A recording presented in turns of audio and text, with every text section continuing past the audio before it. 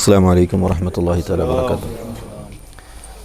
വളരെയേറെ ബഹുമാനവും ആദരവുമുള്ള ബഹുമാനപ്പെട്ട തങ്ങളവറുകൾ, അതുപോലെ സൈനി ഉസ്താദ്, ഉമർ സഖാഫി ഉസ്താദ്, അതുപോലെ നമ്മുടെ മുഹമ്മദ് ഹാജി, മറ്റുള്ള ഒമാനിൻ്റെ KCF-ൻ്റെ നേതാക്കൾ,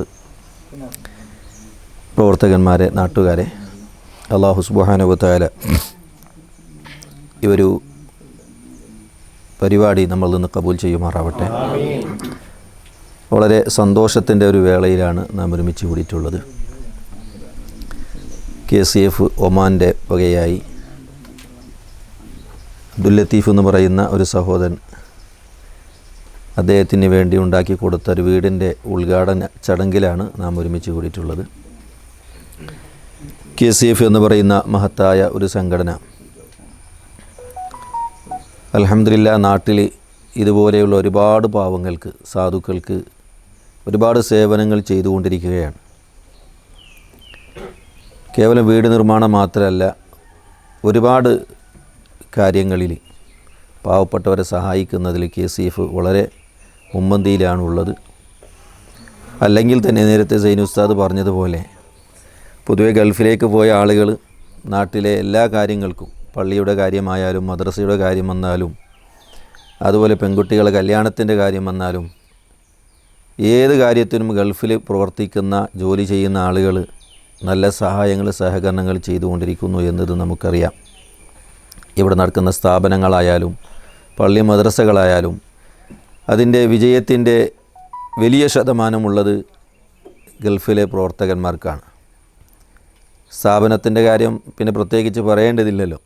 നമ്മുടെ എല്ലാ സ്ഥാപനങ്ങളും ഗൾഫിലെ KCF പോലെയുള്ള സംഘടനകളെ അവലംബമാക്കിക്കൊണ്ടാണ് ഇവിടെ പ്രവർത്തിക്കുന്നത്.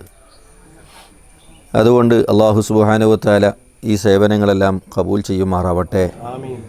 ഇങ്ങനെ സഹായിക്കുമ്പോഴാണ് അള്ളാഹുവിൻ്റെ ഭാഗത്തു നിന്നുള്ള പ്രത്യേകമായ സഹായം നമുക്കുണ്ടാകുന്നത്. വല്ലാഹു ഫി ഔനിൽ അബ്ദി മാ കാനൽ അബ്ദു ഫി ഔനി അഖീഹി.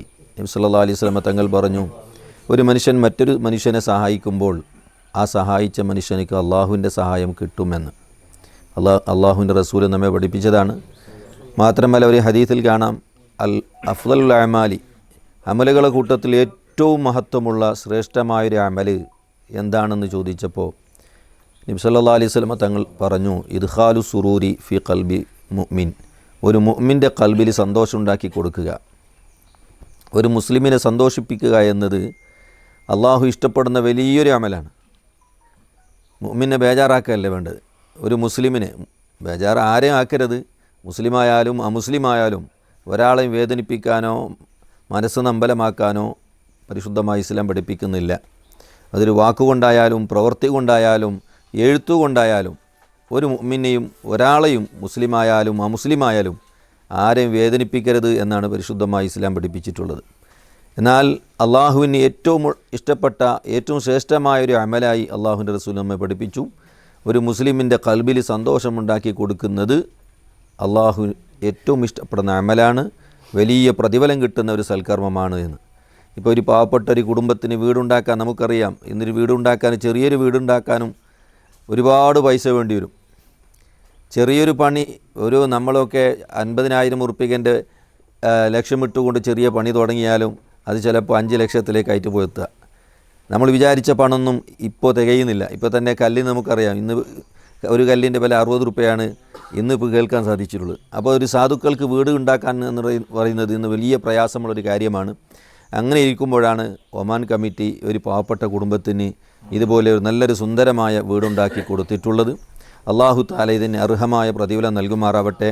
KCF ഒമാൻ എന്ന് പറയുന്ന നല്ല സുന്ദരമായൊരു നാടാണ്, വളരെ ഭംഗിയുള്ളൊരു നാടാണ്, വളരെ ശാന്തമായൊരു നാടും കൂടിയാണ്.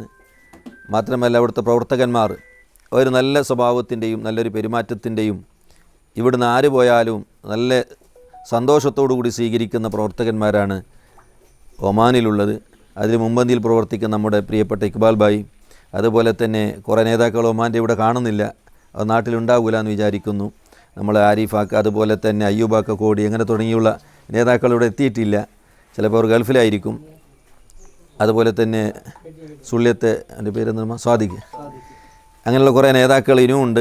ഇൻഷാ അല്ലാഹ് ഇതിൻ്റെ പിന്നാലെ അവരൊക്കെ പ്രവർത്തിച്ചിട്ടുണ്ടാവും. എല്ലാവർക്കും അള്ളാഹു തക്കതായ പ്രതിഫലം നൽകുമാറാവട്ടെ. ഈ വീട്ടിൽ ഇന്ന് സന്തോഷത്തോടെ ഉദ്ഘാടനം ചെയ്തതുപോലെ എന്നെന്നും സന്തോഷത്തോടുകൂടിയും റാഹത്തോടുകൂടിയും താമസിക്കാൻ ആ വീട്ടുകാർക്കും അള്ളാഹു തആല തൗഫീഖ് നൽകുമാറാവട്ടെ എന്ന് പ്രത്യേകമായി ദുആ ചെയ്തുകൊണ്ട് ഞാൻ എൻ്റെ വാക്കുകൾ അവസാനിപ്പിക്കുന്നു. അസ്സലാമു അലൈക്കും വറഹ്മത്തുള്ളാഹി.